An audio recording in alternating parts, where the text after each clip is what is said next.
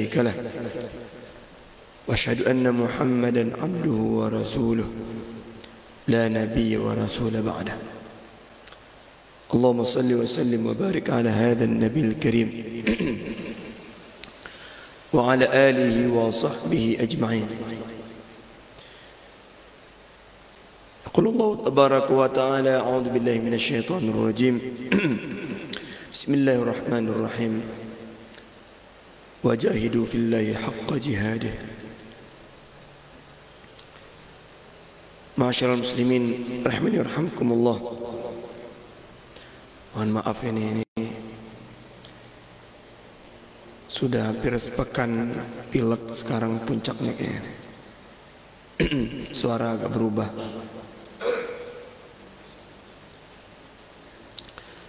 Alhamdulillah kita hari ini sudah memasuki hari yang ke-6 puasa Ramadan.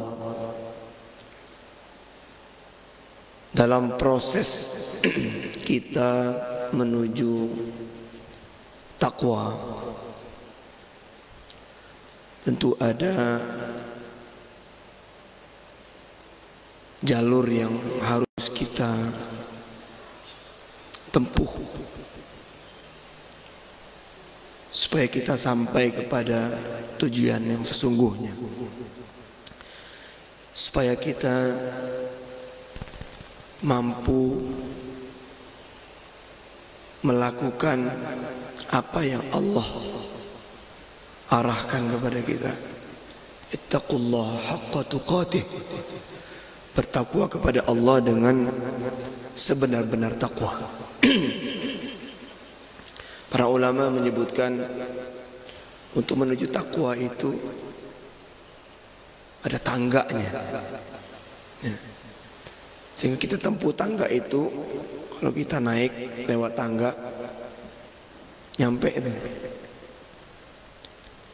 Jarang orang yang bisa loncat atau terbang langsung, ya. Walaupun sekarang ada sarana yang dibikin oleh manusia untuk melakukan percepatan-percepatan, ya Pak ya. Dulu orang jalan kaki naik onta, sekarang bisa pakai mobil, bisa pakai pesawat, ya. Bahkan pesawat yang paling cepat sekarang udah muncul. Senjata juga begitu, dulu orang manual, sekarang menggunakan hasil-hasil karya teknologi. Namun untuk menuju Allah, ada juga cara-cara cepat, ya. Termasuk Ramadan ini cara cepat ini untuk mencapai takwa ini. Nah, maka di antara tangga yang ditunjukkan itu, pertama proses yang kita harus lakukan itu adalah bermuahadah. Itu muahadah itu apa? Berjanji, masang niat, berjanji di hadapan Allah dan untuk diri kita bahwa kita akan berislam dengan baik, akan mengamalkan Islam dengan baik, akan berusaha berjalan di jalan yang lurus sehingga sampai ke jalan takwa. Perkara niat ini kita terkadang di awal beramal itu bagus niatnya, ya. Tapi tiba-tiba di saat beramal agak berubah. Atau setelah beramal karena banyak pujian-pujian, karena banyak rasanya kok hebat amal kita, udah mulai agak melenceng ini. Amal apapun, baik amal mahdhah, amal dakwah, apalagi orang yang sering tampil kayak ustadz ini, ya imam misalnya, kita pernah mendengar dan sering mendengar, mengkhawatirkan itu, takut kita bahwa nanti di akhirat itu ada golongan orang yang semua manusia mengira dia itu ahli surga, tapi kenyataannya di sana kok jadi ahli neraka. Itu termasuk dengan hal ini. Orang yang tidak bisa menjaga niat. Ya.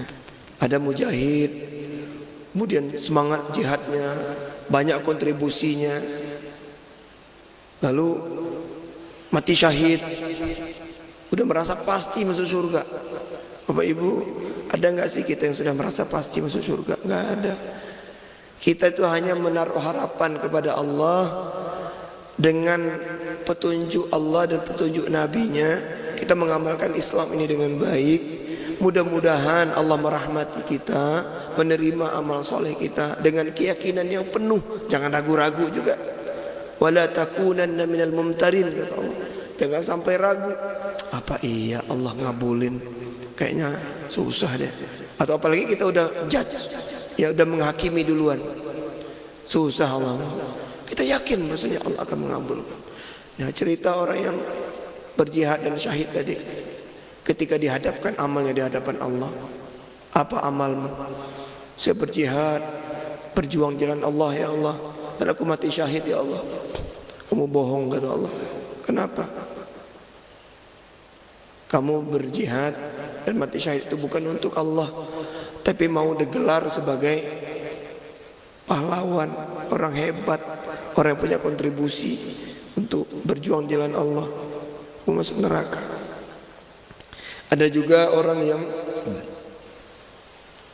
diberi ilmu oleh Allah Subhanahu wa taala. Banyak kontribusinya, ngajar sana, ngajar sini. Dipuji-puji orang, Masya Allah, hebat sekali ustadz ini, hebat sekali guru ini. Ya Allah, ya, sudah merasa di atas angin lah. Nanti di hadapan Allah, apa amalanmu? Ya Rabb, saya dulu belajar sungguh-sungguh, belajar agama, ya, ilmu-ilmu syariah ini hafal semua, bisa semua, ngajarin orang.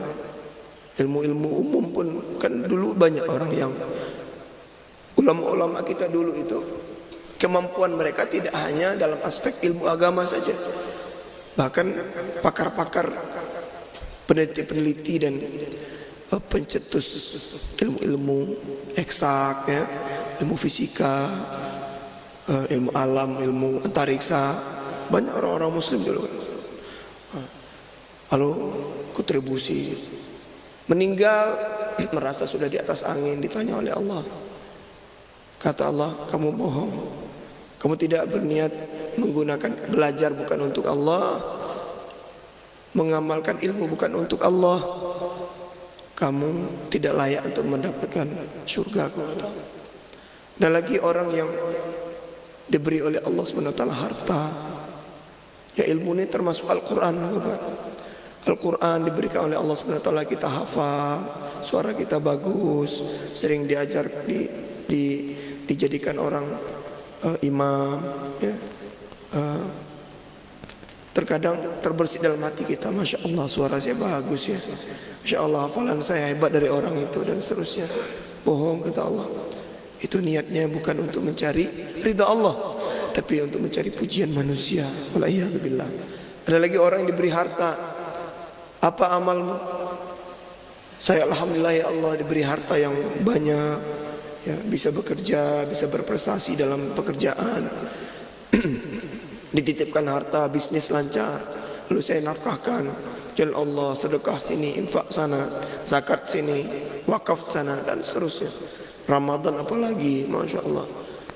Rupanya ketika dia merasa di atas angin, rupanya ada terbesit niat-niat yang sebenarnya bukan untuk Allah Subhanahu wa taala. Kata Allah, kamu bohong.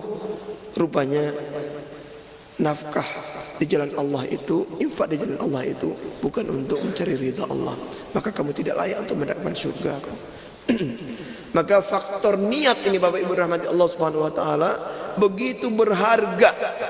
Maka kita bermuahadah untuk mencapai tangga takwa ini penting, dan menjaga niat kita, menjaga komitmen kita tidak hanya di awal, di pertengahan, setelah, ya, jadidu niyatakum, jadidu imanakum, perbarui iman. Niat-niatmu jangan sampai luntur, jangan sampai salah arah. Karena kata Rasulullah SAW, jalan ini banyak sekali yang menipu kita di samping kiri kanan ini. Allah mengajarkan kita jalan lurus. Ya, ada tipuan A, tipuan B, harta, jabatan, kekayaan, kehormatan, pujian. Ya, itu semuanya mengganggu kita, menyilaukan mata kita, menyilaukan mata batin kita. Ada orang yang dari titik akhir gagal.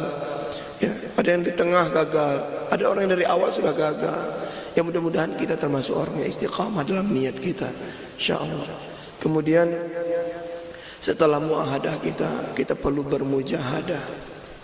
Mujahadah.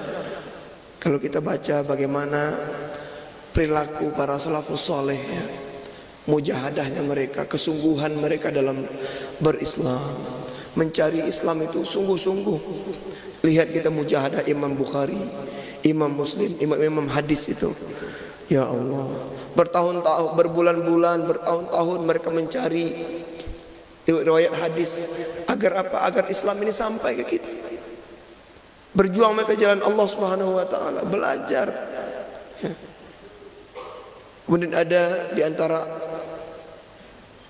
salafus saleh atau orang-orang yang ada di sekitar kita bahkan yang mujahadah ibadahnya luar biasa, yang tidak mau ketinggalan takbiratul ihram di masjid. Ketika ketinggalan satu kali dia merasa sangat rugi dan menyesal, menangis. Itu ada, insyaallah. Ada juga orang yang selalu infak, bersedekah setiap harinya. Ketika dia lupa dan luput satu hari enggak berinfak, dia nangis, menyesal kepada Allah Subhanahu wa taala. Allahu akbar. Ya, ada juga orang yang mujahadahnya birrul walidain. Ya, setiap hari memberi makannya, ya, menghiburnya, ya, mendatangi, menziarahinya. Mujahadah. Ketika tidak mendapatkan kesempatan itu, ya Allah, dia menyesal. Karena memang janji Allah besar dari apa yang ditampilkan kepada kita. Masyaallah muslimin rahimani yarhamkumullah. Mujahadah penting sekali. Dalam kehidupan keluarga pun begitu.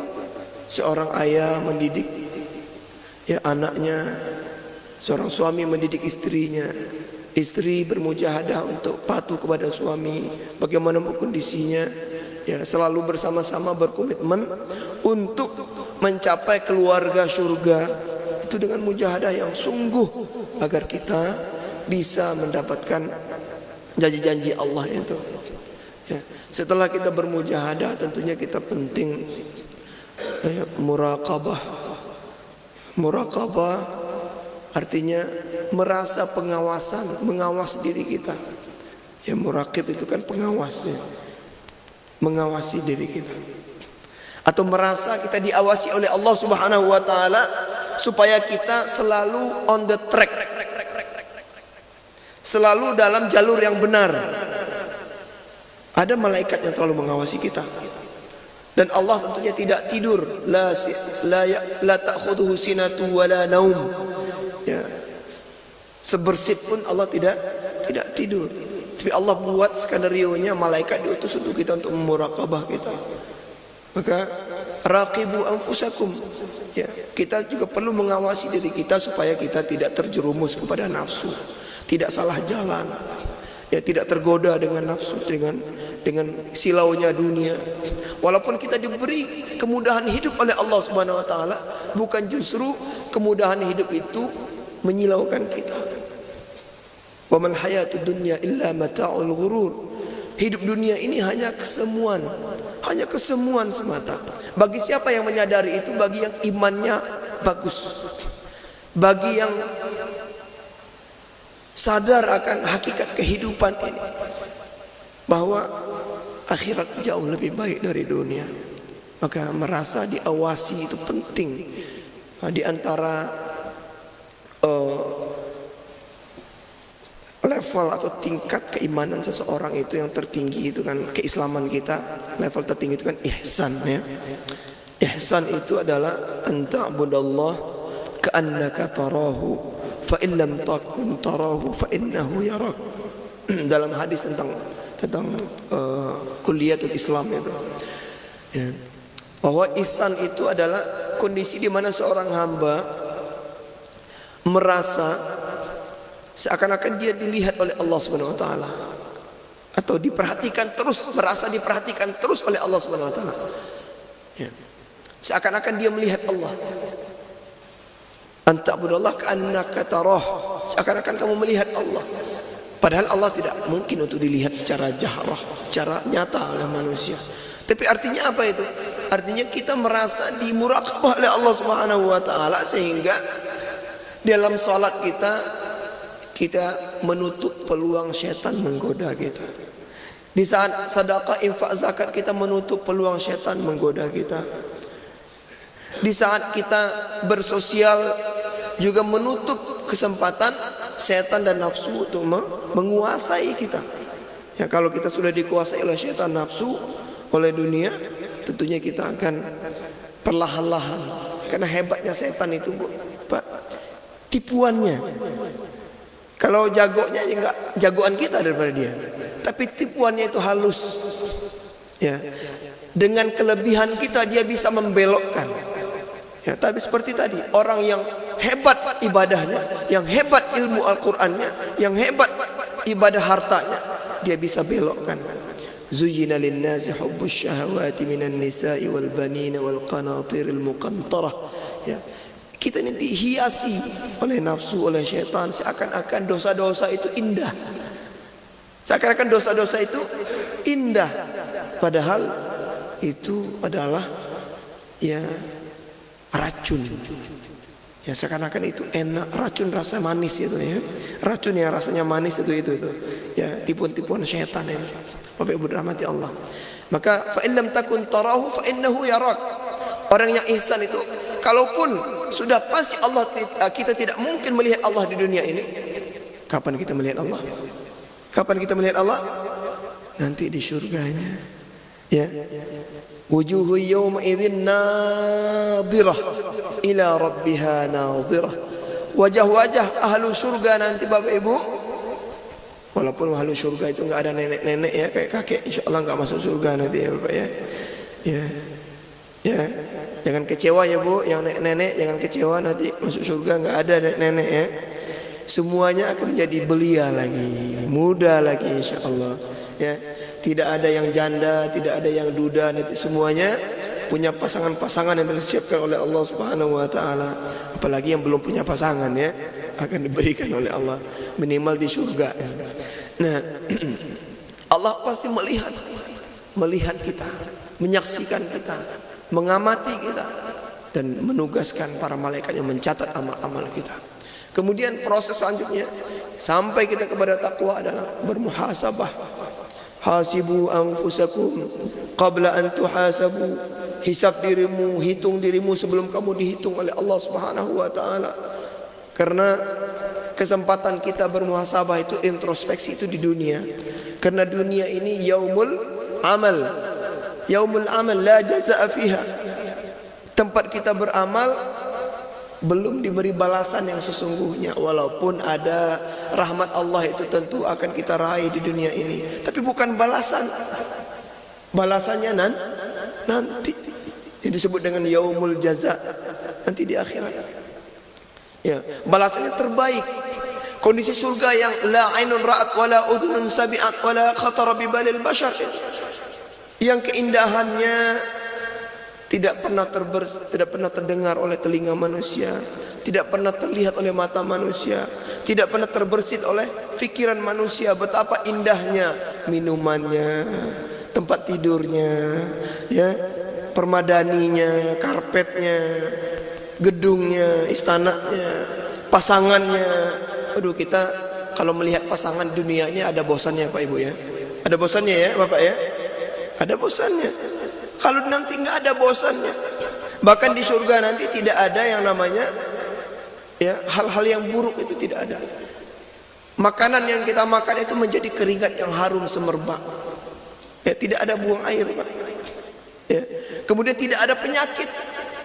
Sehat terus. Sehat terus. Nggak ada menggigil ya, parau-parau begini nggak ada ini. Ya. Apalagi corona nggak ada di sana, Pak. Ya. Ya. Subhanallah. Ya, maka tempat kita bermuhasabah ini di dunia ini. tempat kita berintrospeksi supaya kita sampai kepada tujuan yang sesungguhnya, supaya kita bisa mengembalikan ya, kesalahan yang kita lakukan bisa kita hilangkan, kita hapus dengan pertobatan kita. Nah, kesempatan kita taubat di dunia ini. Tubu ila Allah taubatan nasuha. Ya, wasari'u ila maghfiratin min rabbikum. Kalau bukan karena kita bermuhasabah, kita karena manusia ini kan selalu punya khata, ya, punya dosa. Kullu bani Adam khata wa khairul khata'ina tawwabun. Ya. Orang yang bertaubat itu orang yang bisa menghisap dirinya, mampu melihat kekurangan-kekurangan dan dosa-dosanya, kekurangan amal solehnya, kekurangan ilmunya, kekurangan kontribusinya kepada Islam. Nah, sehingga dia perbaiki itu. Mumpung diberi umur oleh Allah Subhanahu wa taala, saya belum nih, pahala ngaji kurang, kuatkan ngajinya. Pahala menuntut ilmu kurang, kuatkan menuntut ilmunya. Merasa pahala salat masih kurang, salat sunnahnya masih kurang, kuatkan, kencangkan. Ya, kencangkan. Kita kembalikan semua semangat itu. Itulah proses pertobatan kita. Karena orang yang taubat itu tidak hanya meninggalkan keburukan, tapi mengganti keburukannya dengan kebaikan yang lebih baik, insyaallah. Lalu ada diajarkan oleh ulama itu proses tangga kita menuju takwa itu adalah melakukan muaqabah. Muaqabah itu proses untuk diri kita sebenarnya. Para ulama-ulama dulu itu mempraktikkan ini, menghukum dirinya jika lalai. Ya, ada di antara ulama itu yang menginfakkan sebagian hartanya, ya, sebagian hartanya ketika dia meninggalkan salat berjamaah di masjid karena dia komitmen ingin tadi mujahadahnya itu, menghukum dirinya. Ya, bukan berarti kita diperintahkan untuk menghukum diri, kita mempraktekkan supaya nafsu itu harus dilecut. Nafsu itu jangan dimanja-manja. Kalau nafsu kita dimanja-manja, dia jumawa, dia selalu ingin yang lebih banyak, lebih banyak, lebih banyak. Ya, sekali nggak sholat sunnah, besoknya nyaman, nggak sholat sunnah lagi. Sekali nggak sholat berjamaah, kayaknya nggak apa-apa. Besoknya nggak sholat jamaah lagi, dan terus dibuat indah itu, nikmat. Ya. Dan apalagi kalau kita turuti terus sampai kepada kondisi di mana kita sudah keluar jalur. Keluar jalur itu apa? Sudah meninggalkan yang wajib dan melakukan yang dosa. Itu keluar jalur. Ya, kalau masih standar tuh, hidup kita standar itu Pak Bu, menjalankan yang wajib, ya, dan meninggalkan yang maksiat, yang haram. Itu standar itu sebenarnya. Bukan tinggi itu. Yang tinggi itu wajib dilaksanakan, sunnah dosa ditinggalkan, kemudian kita tingkatkan dengan mengamalkan amal-amal sunnahnya. Itu tuh baru level-levelnya tinggi. Maka dari itu penting bagi kita untuk menyadari bahwa untuk sampai kepada ketakwaan itu membutuhkan proses, Islam saja turun secara tadrijian. Wahyu itu kan turun secara perlahan-lahan, secara gradual, pelan-pelan, turun. Nggak mungkin kita masuk Islam sekarang langsung tahajudnya semalam suntuk gitu. Susah itu. Tobatnya sekarang ya langsung baca Quran ya seperti Imam Syafi'i misalnya kan. Ya nyampe satu hari 3 kali khatam misalnya. Mana mungkin gitu. Nggak mungkin. Nah, itu perlu perlahan-lahan berproses itu. Maka dari itu semangat ketakwaan ini mari kita pupuk, mari kita mujahadah selagi Allah beri kesempatan kita untuk hidup di atas dunia ini. Mudah-mudahan Allah meridhai langkah kita, membimbing kita selalu, memudahkan jalan-jalan kita untuk memilih jalan kebenaran, memilih jalan ketakwaan, memilih jalan hidayah, dan kita istiqamah di jalan itu insyaallah bersama keluarga kita, dan kita wariskan, ini yang penting juga, kita wariskan kebaikan-kebaikan itu kepada generasi-generasi kita dengan memberi contoh dan mengajarkan mereka apa yang telah kita alami dalam kenikmatan taat kepada Allah Subhanahu wa taala. Terima kasih banyak Bapak Ibu rahmati Allah. Mungkin pagi ini pertemuan terakhir kita untuk kunjungan kali ini.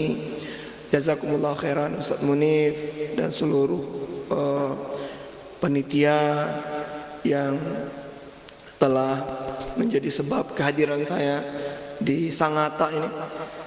Mudah-mudahan pertemuan kita dipanjangkan oleh Allah Subhanahu wa taala, diberi kesempatan lagi. Kalaupun tidak di sini, mungkin kesempatan ada yang datang ke Jakarta, kita bertemu lagi, bersilaturahim.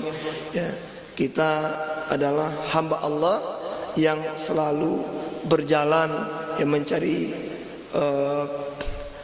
semangat-semangat, yang mengokohkan semangat kita untuk taat kepada Allah selalu. Mudah-mudahan pertemuan ini diberkahi oleh Allah. Ilmu-ilmu yang disampaikan dapat saya amal dan kita semuanya amalkan, dan geliat dakwah di sini semakin baik, semakin kokoh ya, dan bersyukur ya Kutai Timur mendapatkan pemimpin yang beriman kepada Allah.